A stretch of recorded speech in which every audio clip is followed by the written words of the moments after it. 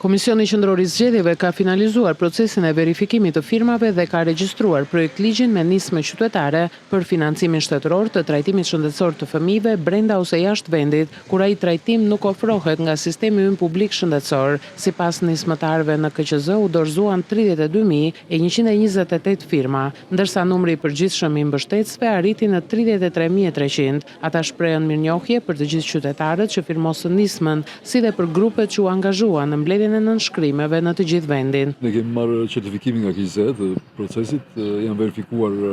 firma me metodën e tyre të kampionimit dhe ka padur një mbledhje formale për diskutimet dhe për gjetjet e fundit, gjatë cilës është deklaruar gjithashtu dhe gjetja e procesit si I rregullt. Tashmë topi mbledhet prapë në dorën tonë duke I dhënë disa trajta të fundit rregulluese projekt ligjit, si formatimi, si standard, si teknikë legjislative dhe synojmë që ndoshta të enjte ose të premten e kësaj jave të shkojmë të dorëzojmë në Kuvendin e Shqipërisë. Unë shpresoj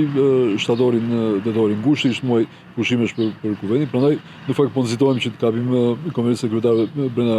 Koriku dhe mandej shojmë. Konomi vlerësoi gjithashtu punën dhe korrektësinë e Komisionerit Shtetëror të Zgjedhjeve gjatë procesit të verifikimit, duke shprehur besimin se shqyrtimi I projekt ligjit në Kuvend dhe në komisionet parlamentare do të çojë në miratimin e një zgjidhje për financimin e trajtimit të fëmijëve jashtë vendit, kur një gjë e tillë nuk mund të ofrohet nga sistemi publik shëndetësor shqiptar.